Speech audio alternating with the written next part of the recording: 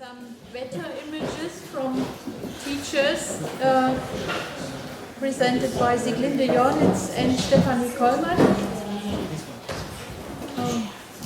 I hope.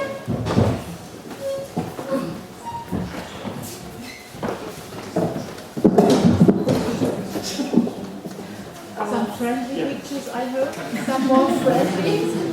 Maybe also a little bit more boring, I'm afraid.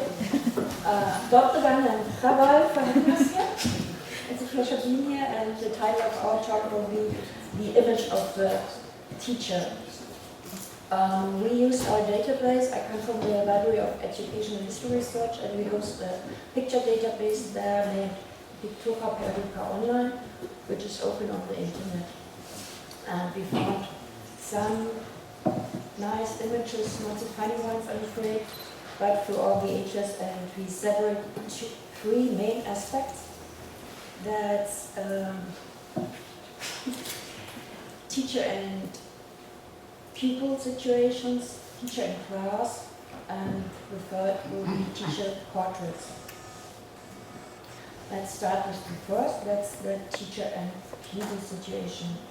Our first picture is a woodcut from the 16th century. You see a small confined space marked scholarly by the shelf on the background. You see the grown-up, the teacher, dressed in a long garment with a book in his head and a hat on his head. And he's teaching or reading to the pupil in front of him. He's much smaller, but he gestures and listens and maybe asks a question. The artist didn't trust that the situation is clear, that's why maybe he put in the inscription saying Magister and Disciple. The pattern of this depiction is quite clear for us now, as we can see in the famous silhouette of Goethe and Fritz von Stein, and as we just saw a couple of minutes ago in the Schule, which Professor Müller showed, where it's quite easy to show a teacher by putting him in front of the pupil who's smaller and he just looks down on him and posing. So the next image is another very famous and popular woodcut, one of the so-called Arcipius woodcut. It's again a very confined space, and the teacher is characterized by the chair sitting on. It's a big, elaborate chair with a heaven carved, and he has a desk in front of him, and there's a book lying on it, and he's reading. He has two pupils sitting in front of him on the floor. They both hold books. And one in front keeps eye contact with the teacher and seems to read in the book. The other one in the back puts his right hand to his heart as he's swearing an oath, or maybe trying to remember everything by heart. Or maybe thinking at the inscription which says in English, you are going to learn of a learned saint teacher, because of the attributes, the choriol and the word on the shoulder of the teacher is supposed to be towards upper class. The next image comes from a title page of a dictionary. You see in the bottom certain images of the certain artist Escolarl, or the other ones show conversations between two grown-ups, often a man and a woman, but the one on the bottom, which is grammatical, shows the teacher plus three pupil system. It's a similar pattern again, like the Arcipius woodcut before. The teacher is sitting in a prominent chair, pupils approaching him from the right. But by the attributes he's wearing, his hat, the chair, and the cane, he looks a little bit like a king with a crown and a scepter on the throne. Not like a god, but like a king. But still he's approachable. The one pupil comes and shows his book and asks a question. The other is walking to him, reading his book. And the last picture of this section on pupil-teachers relationships we find from the Comenius Orbis Pictus. It's an edition of the 18th century. And again, we have the teacher sitting on a chair with a cap and a cane. And he again looks rather king, I think. but this time it's a very open, wise and open. The scholarly background is again the bookshelf and the desk with the book, but this time it's not confined in a small claustrophobic room, but it's open to the landscape. You see a village in the background and a fox running there, nice sun rays coming from above. And Comenius used this picture in the beginning and in the end of his book. I mean, not he, but the person who published the book afterwards in the 18th century again. And this text describes the conversation between the two. The teacher asks the boy and offers him to guide him through to the first steps of education. And in the end, he says he learned now the first steps and is supposed to go on and not stopping learning. Let's come now to the second aspect, that's the teacher in class. Again, the image from the Comenius edition. The teacher is shown again in similar attire, like an old king sitting there. He's clearly separated from class. He sits on a stage-like structure. There's even a curtain behind him, so you can't see everything that's going on there. And one pupil tries to approach him, but he's very shy and a bit fearful. On the back you see the class, which is not very ordered. There are lots of pupils, and they're reading and writing at the same time. The next image comes from the 16th century. As we saw it in the former presentations, it's the typical school-like situation. This time it's university. It's the cathedra, clearly separated from the class. And the teacher is the next is from the 18th century. It's from Stoy's Bild Academy for the Jugend. This time the teacher is standing, but still separated. And then we have some images from school situations before they were more university-like. Here we have a big classroom. The pupils are standing and the teacher is sitting in a big chair, so he's still marked as something special.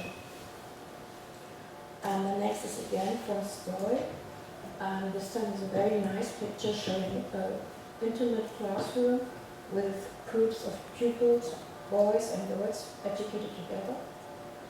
The furniture for the pupils is very simple and basic. It's just a bed and a desk. And he has still the chair, the high chair. But he's very approachable, as you can see. And he is approached by the tiny little boy who seeks comfort and shelter before the very fearsome dog who's approaching him. And the last picture on this section is another schoolroom. This time the teacher still sits on a special chair, but he uses the same desk as the rest of the pupils. It's quite interesting to see it wasn't always this desk cathedra situation that we imagined. And now we come to the third aspect, and I give over to you. With the third aspect, we change to photography and focus on teacher portraits. That means we have to deal with the image of a teacher without students or teaching scenes in the classroom. The person has to characterize the profession only by gesture, by posture or body position or additional attributes. But the technique of photography emphasizes more than the printings we saw before, that the teacher is incorporated by the person itself. To show that, we like to focus on examples of 3 different collections. The first collection is from the 19th century and part of our picture database. We see 2 male teachers standing upright. Both of them wear a 3-piece suit with an open long jacket. Both look straight forward and with an upright head into the camera. They appear like they are proud people who know that they have to show something that is worth the respect of the others. It looks like the photo was taken in a studio because both stand close to something that looks like a decorative column. Only the one on the left photo shows a hat in his right and a book in his left hand. The teacher on the photo on the right stands with hands deep in his pocket. Both incorporate by their standing authority and respect and maybe a little bit of selfishness too. The next two examples are taken from the famous work of August Sander. Sander tried to express the 20th century by making photographs of people. Within this connection, he also focused on professions and presented 13 photos in the section of teachers. The two examples I want to show are made between 1911 and 1914. Both teachers sit on a chair in a private room, not a classroom or a central room of the school. They are shown as private scholars. Both wear, as the ones before, a three-piece suit. And they both are attributed by books. The first one holds one in his hand, and as if he is reading and just looking up for the moment of making the picture. The second has a shelf full of books in his back. They look like an encyclopedia, which would be a symbol for the entire knowledge of the world that is represented in this man. They still look like well-respected men who are characterized by the knowledge that is represented in the books. But the teacher in the photo on the right sits a little bit more upright than the one on the left. This gives him a touch of arrogance, of better knowing things than others. The last collection of photos are part of a student project of Andreas Gruschka carried out at the Frankfurt University. The two examples of teacher portraits show two modern examples of teachers. Their photos were also not taken in the classroom, but in a room in the school. On the first photo, this one, we see a man reading, or better, inspecting some magazines. He sits very stiff at a table that is packed with newspapers and magazines, organized in a very proper manner. This teacher is not anymore attributed by books and the knowledge in them, but by up-to-date information that could be used as teaching materials. Knowledge is in our time something that does not last, but has to be updated. The second example of a teacher enforces the aspect of effortlessness. He also wears casual clothes and denies in the way he dresses that being a teacher has an emphatic meaning. We just see a man sitting in a room that looks more like a kitchen than a room in a school, smoking and reading newspaper and documents. You see, it's just a newspaper on the table, but over them there are just some other documents. The teacher in this photo does not make a lot of effort of giving others the impression of his profession. It is more or less a job like any other. The two modern examples contrast the one before. Both define their profession not in regard of a knowledge that they want to hand over to the younger generation. Both deny by their clothing and posture a respect that is grounded in the undoubtable knowledge. What they do instead is to keep their knowledge updated and look for up-to-date materials that could be used for teaching. What does all mean for the profession of a teacher and its visual characteristics? Each profession has its own visual characteristics. Most of them have a specific professional clothing, like the robe of a lawyer, the doctor's overall, or the priest's cassock. Our visual material shows that the teachers are characterized by furniture, clothing, in the printings before, and posture. They are presented as persons of respect and authority throughout the centuries, from the early 15th century up to the 20th, but also as a helpful guide, a mentor. Only in our times, teachers more or less deny to define themselves as being the wise persons. They focus more on the aspect of being the mentor for the next generation.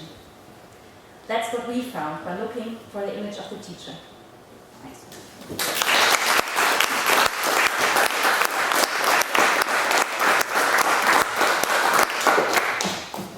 Thank you very much for this very interesting